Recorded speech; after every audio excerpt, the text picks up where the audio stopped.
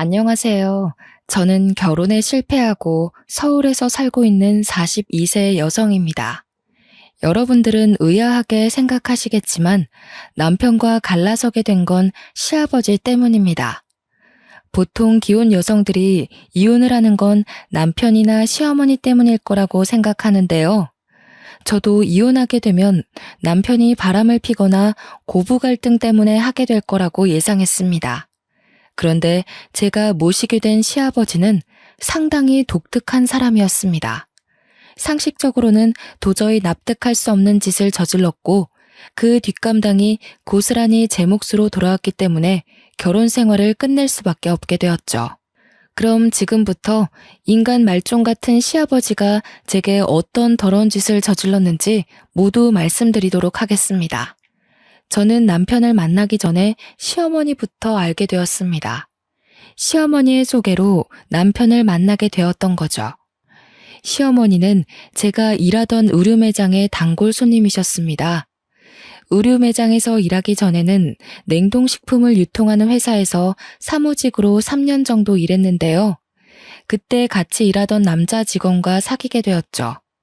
잘 웃고 주변 사람들에게 서글서글한 성격이라 인기가 많은 남자였습니다. 다른 여직원들처럼 남몰래 호감을 가지고 있었는데 같은 프로젝트를 맡게 되면서 사이가 가까워졌습니다. 그 프로젝트가 끝날 무렵 사귀게 되었지만 저는 뼈저리게 후회하고 말았습니다. 연애를 시작하고 몇 달 지나지 않아서 병적으로 저를 의심하더라고요. 정말 의처증이 아닌가 싶을 정도로 저에게 집착했습니다. 전에는 그렇지 않았는데 제가 다른 남자 직원들과 웃으면서 대화만 해도 얼굴 표정이 확 달라졌죠. 어느 날은 갑자기 탕비실로 데려가서 직원들 몰래 협박을 하기도 하였습니다. 다연아, 아까는 왜 그렇게 웃었어? 앞으로 나 말고 다른 남자한테는 눈길도 주지 말고 말도 섞지 마. 아니, 말도 섞지 말라고? 그럼 어떻게 일하라는 거야? 요즘 따라 왜 그래? 집착이 점점 심해지는 것 같아. 나한테 뭐 서운한 거 있어? 도대체 뭐 때문에 그러는 거야? 이유가 있어야 해? 일부러 이러는 거야? 네가 나 보라고 자꾸 딴 남자한테 찝적대잖아. 찝적? 참, 어이가 없어서. 내가 너한테 의심받을 짓 한 적 있어? 우리 이러지 말고 퇴근하고 이야기하자. 지금 직원들 다 듣겠어. 왜? 지금 이야기해. 나 몰래 다른 놈 만나고 있기라도 해? 그런 거 아니라니까. 나중에 이야기하자니까 왜 그래? 나는 내 여자가 다른 놈이랑 히덕거리는 꼴은 절대 못 보니까 지금 고백하라고. 박주철 그놈이 꼬신 거지? 너 그놈이랑 제일 친하잖아. 제가 화가 나서 탕비실을 나가버리니까 그 자식도 멈추더군요. 그 뒤로 헤어지자고 문자로 통보하고 모르는 척 인사도 받아주지 않았습니다. 그런데 저희 집까지 찾아와서 무릎 꿇고 빌면서 정신과를 다니고 있다, 오래전부터 마음이 아팠다, 어쩌고 저쩌고 핑계를 댔습니다. 그 당시에는 그 자식이 불쌍해 보여서 다시 받아주었는데요. 그때 받아주지 말았어야 했습니다. 다시 사귀니까 집착이 날이 갈수록 심해지더라고요. 자기와 같이 있지 않으면 제가 어디서 뭘 하는지 1시간 단위로 보고해야 했고, 전화 통화를 하다가도 주위에서 남자 목소리가 들리면 제가 다른 남자와 연애를 하는 건 아닌지 의심했어요. 심지어 그런 집착 때문에 헤어지자고 하면 제게 폭력까지 썼습니다. 한 번은 제가 헤어지자고 전화로 통보하고 연락처를 싹 다 차단했습니다. 그리고 친구들과 모임 자리를 가졌는데 친구들과 술을 먹고 있는 치킨집까지 찾아왔습니다. 나중에 알고 보니 제 핸드폰에 몰래 위치 추적 어플을 깐 것이었습니다. 그 자식이 친구들 앞에서 한 번만 더 헤어지자고 하면 죽여버리겠다고 살벌한 협박을 해서 제가 질리게 만들었죠. 6개월 넘게 그 자식의 감시를 받으면서 몇 번이나 헤어지자고 했는지 모릅니다. 나한테 도대체 왜 이러는 거야? 내가 헤어지자고 했잖아. 나는 너 감당 못하니까 제발 헤어지고 다른 여자 만나, 어? 너 다른 남자 생겼구나. 그럴 줄 알았어. 언제부터 만났는데? 역시 박주철 그놈이 맞았던 거지?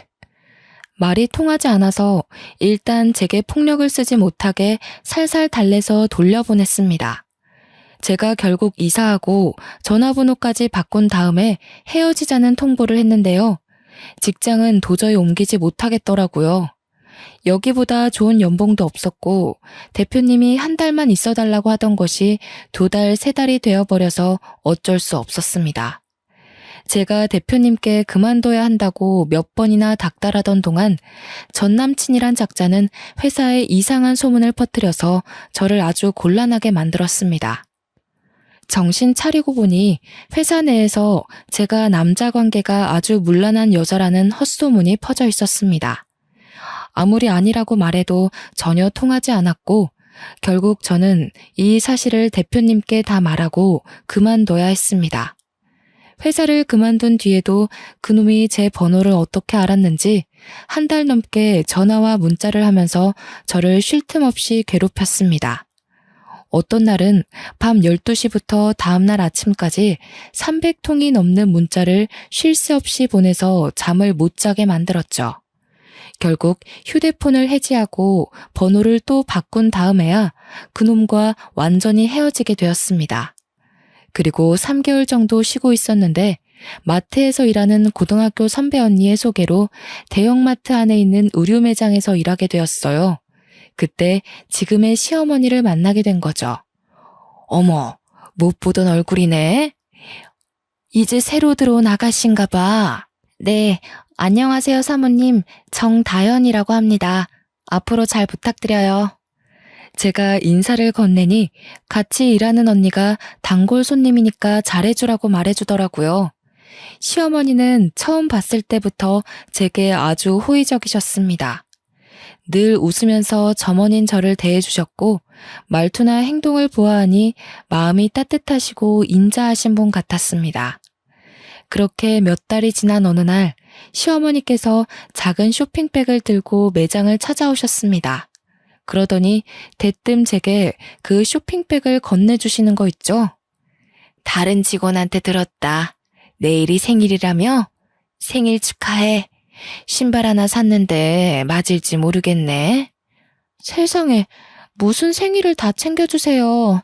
바빠서 친구들한테 생일 축하도 못 받았는데. 고마워요, 사모님.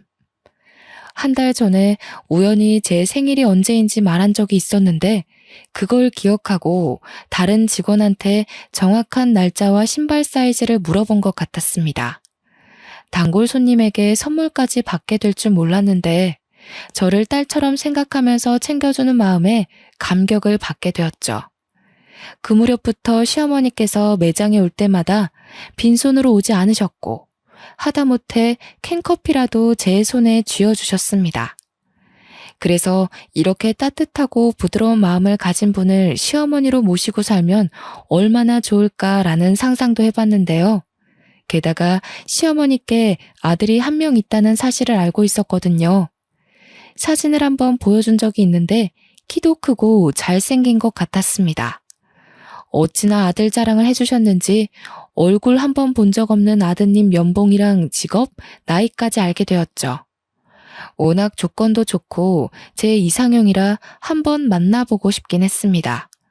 그런데 시어머니가 저한테 아들 자랑한 이유가 있었는지 제게 뜻밖의 말을 꺼냈습니다. 다연이 넌 사귀는 남자가 있니? 없으면 소개해줄까 하는데. 예전에는 있었는데 헤어진 지 꽤 됐어요. 누굴 소개시켜주려고요? 그럼 내 아들 어떠니? 저번에 사진 봤었지? 이 정도면 얼굴도 잘생기지 않았니? 게다가 돈도 잘 버는데 착하기까지 해. 내 아들이라서 하는 말이 아니라니까. 워낙 집을 좋아하는 놈이라 아직 여자를 못 만나봤어. 네? 이렇게 잘생기고 키도 큰데 여자를 못 만나봤다고요? 말도 안 돼. 내가 거짓말하는 것도 아니고 이놈이 어디가 이상한 것도 아니다. 그냥 성격이 소심하고 소극적이라 그래. 한 번만 만나보고 결정해봐. 전부터 호감을 가지고 있어서 냉큼 만나보고 싶다고 했죠. 그때는 못 느꼈는데 시어머니가 처음 저를 봤을 때부터 며느리감으로 점 찍어 놓으셨던 것 같았어요. 며칠 뒤에 남편을 만나보았는데 생각보다 숙맥이었습니다. 시어머니 말대로 여자를 많이 만나본 건 아닌 것 같더라고요. 그래서 제가 먼저 적극적으로 이야기하고 리드했는데요. 단골 손님 아드님이라 잘 보이려고 노력한 것도 있었죠. 몇 년 단골인데 막대하다 놓칠 수 없어서 제가 쌓아온 서비스 정신을 발휘하였습니다. 실제로 만나보니 남편이 참 괜찮아 보이더라고요. 하지만 한번 남자에게 호되게 당한 경험이 있는 터라 사귀면서 어떤 남자인지 자세히 알아봐야 한다는 생각이 들었습니다. 남편도 제가 마음에 들었는지 다음에 만나보자는 약속에 오케이 하더라고요. 그때부터 6개월 정도 진지한 만남을 가지면서 서로에 대해 알게 되었고 마음이 맞아서 결혼을 결심하게 되었습니다. 결혼 이야기를 꺼내니 제일 좋아하시던 분이 바로 시어머니셨어요. 그래, 너는 우리 아들이랑 결혼할 줄 알았다. 내가 사람 보는 눈은 정확하다니까. 너를 처음 봤을 때부터 우리 준기하고 잘 어울릴 거라고 생각했거든. 그러면서 하루빨리 결혼하라고 재촉하셨습니다. 저만큼 야무지게 성격 좋은 며느리는 없을 거라고 하셔서 저도 기분 좋게 결혼식을 올렸죠. 결혼 후에도 시어머니는 다정다감하셔서 고부 갈등이라고는 모르고 살았습니다. 시어머니는 저를 딸처럼 생각하시면서 아껴주셨어요. 결혼을 한 다른 친구들과 만나면 전부 시댁에 대한 서운함이나 시어머니에 대한 원망을 쏟아냈지만 저는 전혀 그렇지 않았습니다. 제가 시댁살이 같은 건 없었다고 하니까 친구들이 부럽다는 말을 자주 꺼냈습니다. 다현이 넌 정말 좋겠다. 우리 시어머니는 나만 보면 답답해서 속이 뒤집어진다고 한다니까. 속이 뒤집어진다는 말이 뭐니? 다현이 시어머니처럼 친딸처럼 말해주면 오죽 좋아? 이런 식으로 친구들이 저를 아주 부러워했죠. 시어머니가 먼저 며느리인 저를 챙기니 저도 시어머니를 위해서 할 수 있는 건 뭐든지 다 하면서 시부모님을 모셨습니다. 그런데 시아버지는 시어머니와는 딴판이었습니다. 시아버지는 가진 돈은 많았지만 남봉꾼 기질이 있으셨는데요. 바람을 피면 뭐라 할 법도 한데 시어머니께서 옛날 분이라 그런지 전형적인 조선시대의 안방마님처럼 시아버지 말에 무조건 복종하셨습니다. 원래 시댁에서 농사를 지으셨는데 대대로 물려받은 땅이 많아서 부잣집이 되었다고 합니다. 하지만 시아버지께서 시골에서 농사나 지으면서 살 생각은 없다면서 재산을 전부 처분해서 서울로 올라왔다고 해요. 그 뒤로 사업을 시작했는데 사업가 기질이 있으셔서 크게 성공하신 것 같더라고요. 하지만 그러면 뭐 하나요? 여자를 밝혀도 너무 많이 밝히셔서 밖으로 새는 돈이 더 많았습니다. 제가 시집 왔을 때부터 시아버지는 여러 여자들을 몰래 만나고 다녔습니다. 시어머니도 그런 사실을 알고 있었지만 모르는 척 하셨어요. 제가 한 번은 시아버지께서 다른 여자랑 있는 걸 봤다고 이야기했는데요. 글쎄, 어머님이 한숨을 푹 쉬시면서 이렇게 말씀하시는 거 있죠? 그래, 옆동에 사는 여자랑 같이 있었지? 나도 알고 있다. 그런데 뭐 어쩌겠냐. 이 나이에 이혼하는 것도 웃기고 가장이 식구들 밥 굶기지 않으면 그걸로 족한 거야. 시아버지께서 바람을 피더라도 가정이 흔들릴 정도로 큰 문제를 일으키지 않아서 다행이었죠. 아버님이 선을 넘었더라면 진작에 이혼을 하셨을 겁니다. 그만큼 시아버지께서 시어머니의 인내심을 넘어서지 않는 선에서 바람을 피웠고 결정적으로 생활에 부족함이 없도록 돈을 줬기 때문에 시어머니는 참고 살아왔던 것 같습니다. 당연히 저희 남편도 시아버지의 바람길을 잘 알고 있었습니다.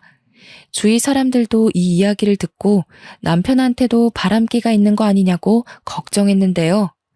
다행히 제 남편은 시아버지와 닮지 않았습니다. 정말로 가정에 충실한 남자였죠. 제가 굳세게 믿은 것은 바로 남편이 하는 말에 있었습니다. 아버지, 또 옆동에 사는 여자랑 데이트하고 있더라? 같은 남자로서 정말 이해할 수 없어. 남자든 여자든 결혼을 하면 가정에 책임을 져야지. 어떻게 대놓고 바람을 필 수가 있지? 그런 면에서 아버지는 너무 무책임해. 그럼 당신이 뭐라 한마디라도 해보지. 말도 안 꺼내본 거야? 남편은 시아버지에게 옆동에 사는 여자와 정리하라고 몇 번이나 설득해봤지만 소용이 없었다고 하네요. 그리고 시어머니가 아버지의 여자 문제를 거론하지 않고 살기로 작정했으니 남편도 어머님의 뜻을 따르게 된 겁니다. 한마디로 시아버지를 포기하게 된 거죠. 하지만 시아버지도 나이를 먹으니 점차 변하기 시작했습니다. 남편이 대놓고 아파트 앞에서 옆동 여자와 다투는 모습을 보고 아버님께 화를 내고 말았는데요. 아버지, 동네 창피하게 대놓고 바람을 피세요. 여자 만나시려면 다른 동네로 가서 만나세요. 저희 체면 좀 생각해 달라고요. 이제 며느리도 생겼는데 며느리 앞에서 그러고 싶으세요? 시아버지도 함께 화를 내실 줄 알았는데 이상하게 남편 말에 수긍을 하시더군요. 그래, 알았다. 나도 이제는 나이가 있으니 알아서 처신할게. 걱정 말아라. 앞으로 이런 일 없을 거다. 제가 손녀딸을 낳아서 그럴까요? 시아버지는 옛날과 다르게 가정에 충실한 모습을 보이셨어요. 그런데 1년 뒤에 시어머니가 암 진단을 받는 청천벽력 같은 일이 벌어지고 말았습니다. 어머님이 위암 말기라는 소식을 듣고 저도 충격을 받고 쓰러질 뻔했죠. 안 그래도 어머님께서 계속 아프다고 하셨는데요. 몇 년 전부터 몸이 계속 이상 신호를 보냈지만 여자는 시댁에 폐를 끼치면 안 되고 아파도 그저 참고 사는 거라는 생각으로 버티셨다고 하더라고요. 시어머니가 수술을 위해 입원하게 되자 병수발은 당연히 제 몫이 되었습니다. 수술을 하기 전날 밤까지 시어머니를 모시면서 긴장을 풀어드렸죠. 다 잘 될 거다. 잠깐만 눈 붙이고 오면 모든 게 끝날 거라고 말씀드리는데 어머님께서 제 손을 꼭 잡고 지금껏 감춰왔던 속마음을 털어놓으셨습니다. 얘야, 나 정말 속상하다. 내가 죽을 때가 됐다고 생각하니까 너무 억울해. 마음 같아서는 지금 남편을 찾아가서 무릎 꿇고 빌라고 하고 싶은 마음이야. 나도 여잔데 남편이 다른 여자랑 놀아나는 걸 그저 보고만 있어야 하는 내 마음이 어땠겠니? 말은 안 했지만 정말 죽지 못해 지금껏 살았어. 어머님이 말씀하시면서 눈물을 흘리는데 마음이 찡해졌습니다. 겉으로는 남자가 사회생활 하다 보면 그럴 수 있다고 말하셨지만 속으로는 피눈물을 쏟으신 것이었습니다. 어쩜 아버님은 와이프 속도 모르고 다른 여자를 만나왔던 걸까요? 시아버지는 시어머니 마음이 타들어간지도 모르고 바보 같은 마누라 만나서 마음대로 놀아나도 된다고 생각했던 것 같아요. 시어머니는 그날 밤 내내 정말 이혼하고 싶었지만 그때마다 어린아들이 발목을 잡았다고 생각하셨어요. 그렇게 잠도 안 주무시고 수십 년간 가슴속에 쌓아뒀던 응어리들을 제게 풀고 수술실로 들어가셨는데요. 대기실에 혼자 우두커니 앉아서 수술이 잘 되기만을 기도하는데 시어머니 속에 쌓인 우라가 화병을 만들었고 나중에는 위암의 원인이 된 것 같다는 생각만 들었습니다. 수술이 끝난 뒤에 시어머니께서 회복실로 옮겨지고 퇴근한 남편도 병원으로 찾아왔습니다. 하지만 시아버지는 끝까지 오지 않았죠. 남편이 오고 1시간이 더 흐른 다음에야 수술을 한 담당 의사가 나왔습니다. 수술복을 입은 채 저희 부부를 부르더니 충격적인 말을 꺼내더군요. 생각보다 암덩어리가 크고 다른 장기에도 전이가 되어 있어서 수술이 오래 걸렸습니다. 가장 문제가 되는 부분은 제거했지만 결과가 100% 좋다고는 말씀 못 드리겠네요. 의사는 언제든 암이 재발할 수 있으니 상당 기간 입원하면서 경과를 지켜보자고 했어요. 의식을 찾은 시어머니께는 수술이 잘 되었다고 말씀드렸습니다. 몇 달만 입원해서 항암 치료만 받으면 완치될 거라고 했죠. 하지만 시어머니는 제 말을 믿지 않는 건지 힘없이 고개를 끄덕이셨습니다. 저도 왠지 모르게 어머님이 오래 못 버틸 것 같아 불안한 마음이 들었어요. 그래서 시아버지께 전화를 드렸지만 핸드폰 전원이 꺼져 있는 것 같았습니다. 너무 화가 난 나머지 남편을 병실에서 데리고 나와서 괜히 목소리를 높이기도 했죠. 아니, 아내가 암 수술을 받았는데 아버님은 어디서 뭘 하고 있길래 병원에 코피기도 비치질 않는 거야? 당신이 전화해 봤어? 내 전화만 안 받는 거래? 나도 몰라. 그냥 부르지 마. 엄마가 집에 없으니 살판 난 거겠지. 난 기대하지도 않았어. 제 생각도 그랬습니다. 시아버지는 분명히 다른 여자를 만나느라 병원에 와볼 생각도 안 하는 것 같았습니다. 이건 해도 너무한다는 생각이 들었죠. 속으로 아버님 욕을 하고 있는데 며칠 후에 시아버지께서 병원을 찾아오셨습니다. 그래서 아버님을 보자마자 대뜸 호통을 치고 말았습니다. 아버님, 도대체 어디에 계셨던 거예요? 어머님 상태가 생각보다 심각하다고요. 이럴 때일수록 아버님이 곁에 있어 주셔야 하는 거 아니에요? 하지만 시아버지는 제 말을 건성으로 들으셨습니다. 몸은 병원에 있었지만 마음은 콩밭에 가 있는 듯 병원에서도 다른 내연녀들에게 문자와 전화를 하면서 만날 약속을 잡으시더라고요. 설마 했는데 시어머니가 집에 없으니 밤마다 여러 여자들을 만나고 다녔던 겁니다. 그것 때문에 저와 남편은 시아버지와 싸우게 되었죠. 아버지, 우리가 하는 말 듣고 있긴 한 거야? 여자가 그렇게 좋아? 그렇게 좋으면 병문안 오지 말고 그 여자랑 있지 그랬어. 엄마가 죽을지도 모르는데 지금 뭐 하는 짓이야? 뭐? 이 자식이 어쩌고 저쩌? 어디 애비한테 눈을 부라리고 훈계를 하려고 들어? 네 애미가 지금 죽기라도 했냐? 그리고 병수발은 며느라가가 하잖아. 도대체 뭐가 문제냐? 어? 아버님, 제발 이러지 마세요. 어머님도 다 눈이 있어요. 아버님이 그동안 병문안 안 오고 잠수탄 거 알고 있다고요. 아무리 그래도 같이 산 부인에 대해 도리는 지켜야죠. 저는 사정을 하기도 했고 화를 내기도 했지만 시아버지는 듣지 않았습니다. 자기는 하루라도 여자가 없으면 못 산다는 말까지 대놓고 했을 정도였으니까요. 아내는 목숨을 걸고 암과 싸우는데 남편이란 작자는 다른 여자와 어울리면서 히히덕거리면서 다니다니 용서가 안 되는 일이었습니다. 아버님이 이런 식으로 무대포로 나오니 저도 울컥해서 심한 말을 내뱉고 말았죠. 아버님, 정말 너무하시네요. 아버님이 무슨 짐승이에요? 짐승들도 자기 가족이 아프면 만사 제쳐놓고 돌보는 법인데 사람이 어떻게 이럴 수가 있어요? 뭐? 그래서 내가 짐승만도 못하다는 거냐? 네, 제가 보기에 아버님은 개 돼지만도 못하네요. 그 말을 듣고 시아버지께서 화가 나셨는지 제 뺨을 때리셨습니다. 저는 아픈 것보다 억울해서 눈물을 흘렸고 그 모습을 본 남편도 뚜껑이 열려서 시아버지와 한판 붙게 되었죠. 지금 미쳤어? 애를 왜 때리는 거야? 애 엄마가 틀린 말 했어? 나도 많이 참았어. 이제부터 당신 아버지라고 부르지도 않을 거니까 당장 나가. 남편이 그렇게 화를 내는 걸 처음 보았습니다. 그 뒤로 남편이 진짜로 아버지와 의절하고 부자관계를 끊어버리겠다고 하는데도 시아버지는 하나도 아쉬울 거 없다는 듯이 태연해 보였습니다. 그래, 네 마음대로 해라. 대신에 내가 가진 재산 나눠달라는 말은 일체 꺼내지도 마. 시아버지의 말에 남편의 입이 다물어지고 말았습니다.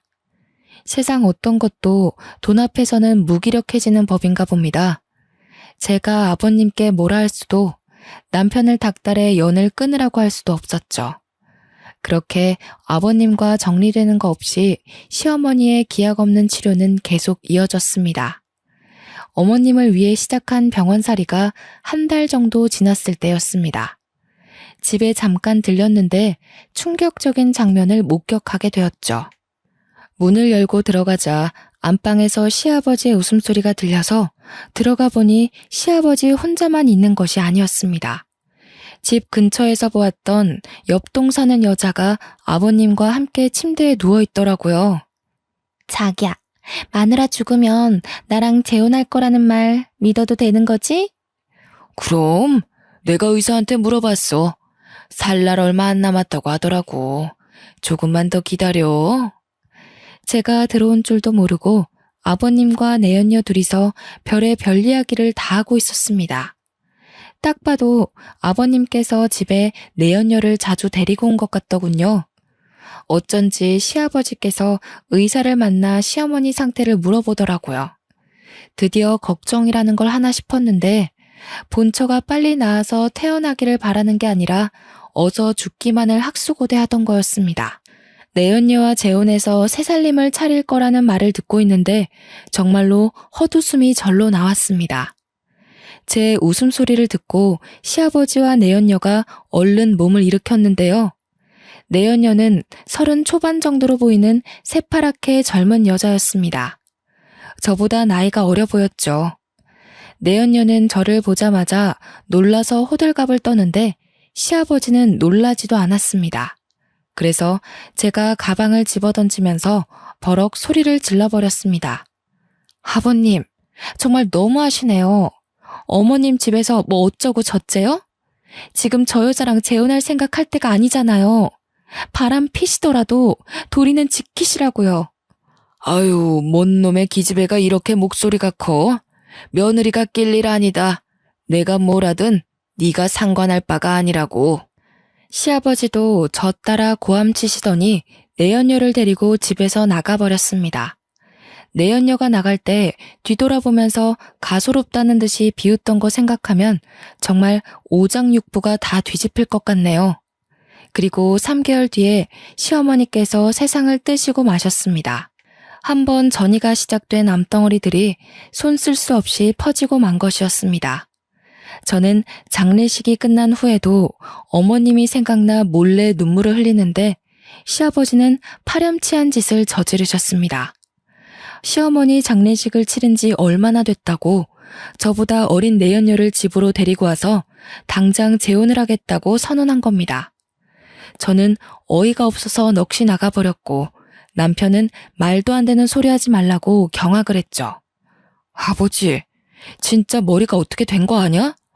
엄마 장례를 치른 지 딱 이틀 지났단 말이야. 아무리 저 불려우 같은 여자한테 홀렸다고 해도 이럴 수는 없어. 재혼 절대 안 돼. 난 죽어도 반대할 거니까 저 여자 당장 내보내. 내가 너한테 허락받자고 하는 말 아니다. 니들은 앞으로 새엄마한테 예의 바르게 굴어야 한다는 소리야. 너희들보다 어리다고 무시하고 함부로 대했다가는 가만두지 않을 테니까 알아서 해. 저는 정말 설마 했습니다. 내연녀가 무슨 낯짝으로 우리 집안에 들어올까 싶었는데 정말로 들어오더군요. 하루아침에 시어머니 자리를 꿰차더니 저희 집 안방을 차지해버렸습니다. 32살에 제 막내 동생 뻘밖에 안 되는 나이였는데 도대체 그런 짓은 어디서 배웠는지 상전처럼 굴면서 시집살이를 시켰습니다. 반말은 기본이었고 음식 투정에 자기는 숟가락 하나 까딱하지 않으면서 집안 살림이 엉망이라고 트집을 잡았는데요. 야, 국이 왜 이렇게 짜? 살림하는 여자가 간도 제대로 못 맞추면 어쩌자는 거야? 당장 다시 끓여와. 처음에는 제 길을 꺾고 시어머니 대접을 받으려고 사사건건 트집을 잡는 것 같았습니다. 하지만 저도 그냥 당하고 있을 수는 없는 노릇이었죠. 몸종 취급하지 마. 내가 만든 음식이 입에 안 맞으면 네가 직접 해먹어. 아니면 주면 주는 대로 군말 없이 받아 먹어야지. 뭐? 이게 시어머니한테 무슨 말버릇이야? 너 다시 말해봐. 지금 뭐라 했어? 눈을 부릅뜨고 노려보면서 앙칼진 목소리로 소리치는데 정말 가소롭더군요. 자기 말에 고분고분 따르지 않으면 시아버지한테 전부 일러바치겠다고 협박까지 했어요. 내연녀가 집에 들어와서 막 나가는데 얌전히 있을 수 없죠. 여기서 꼬리를 내리고 저 여자한테 밀려서 꼼짝없이 시집살이를 해야 한다는 생각에 이를 꽉 물었습니다. 아버님한테 일러 바치든 말든 마음대로 해. 하지만 나한테서 시어머니 대접 받을 생각은 아예 포기하는 게 좋을 거야. 내연녀가 시아버지한테 눈물까지 흘리면서 사람 취급도 못 받고 무시당한다고 하소연하는 것 같더라고요. 시아버지가 저를 부르길래 저도 남편을 불렀습니다. 당연히 남편은 제 편을 들어줄 거라고 예상했는데 남편의 태도가 이상했어요. 여보, 이제 그만해. 어머니도 돌아가셨는데 계속 이럴 필요는 없잖아. 아버지도 새 출발해야지. 이왕 이렇게 된 거 우리가 그냥 참고 받아주자.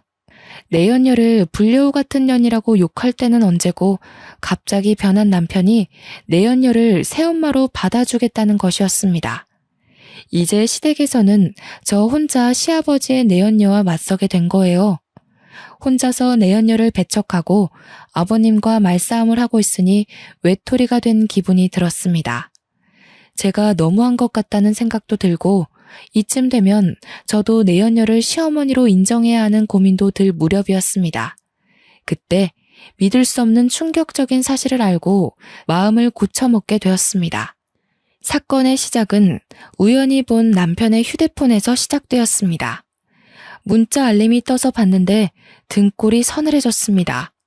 남편이 소개팅을 한 것 같더라고요. 그래서 며칠에 걸쳐서 남편의 휴대폰 비밀번호를 알아냈습니다. 2580을 누르고 새벽에 몰래 남편 휴대폰 살펴보는데 제가 본 게 확실하더군요. 준기야, 내가 소개해준 혜정이는 어때? 마음에 들어? 네, 마음에 들어요. 주희보다는 훨씬 나은 것 같아요. 당연하지. 혜정이가 나랑 같이 일할 때부터 인기 많았어. 지금은 은퇴했으니까 네가 데리고 놀 수 있는 거지. 옛날 같으면 네가 감히 상대도 못하는 에이스였다고. 그 문자를 쭉 읽는데 휴대폰을 보던 손이 덜덜 떨렸고 머릿속이 텅 비는 느낌이 들었습니다. 몇 번이나 다시 읽어봐도 내연녀가 남편에게 여러 명의 여자를 소개시켜준 것 같더라고요. 불륜으로 들어온 새엄마가 자기보다 나이 많은 의붓아들에게 바람을 피우도록 부추긴 거였습니다. 에이스가 대체 뭘까 생각하고 있는데 시아버지께서 내연녀가 한때 유흥업소에서 일했다고 한 기억이 났습니다. 그래서 남편과 주고받은 연락은 더 없나 살펴보았죠. 그 문자들을 다 본 순간 내연녀가 남편에게 왜 여자들을 소개해주면서 바람을 피우도록 만들었는지 알아냈습니다. 사실 내연녀는 집에 들어온 지 한 달도 안 돼서 본색을 드러냈습니다. 시아버지가 가진 재산에 눈독을 들이더라고요. 자기 아버지보다 나이 많은 남자랑 결혼한 이유가 뭐겠습니까? 당연히 돈이겠죠. 내연녀는 시아버지의 환심을 사서 재산을 가로채려는 것 같았습니다. 딸 같은 내연녀에게 푹 빠져있던 시아버지는 내연녀가 원하는 건 뭐든지 들어주려고 했습니다. 그런데 남편이 내연녀가 시아버지의 재산을 가지고 있는 걸 반대했어요. 남편이 아무리 반대하더라도 시아버지 재산인데 왜 남편 눈치를 봐야 하는지 내연녀는 이해할 수 없었죠. 시아버지가 남편 눈치를 볼 수밖에 없긴 했습니다. 그건 바로 돌아가신 시어머니 때문이었는데요.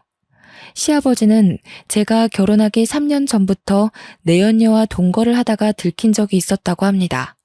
저는 그 이야기를 남편에게 들었죠. 그 당시만 해도 시어머니께서 지금 당장 이혼하겠다고 난리를 피우셨대요. 그러자 시아버지께서 자기 재산의 절반을 줄 테니 한 번만 눈 감아달라고 애원했다고 합니다.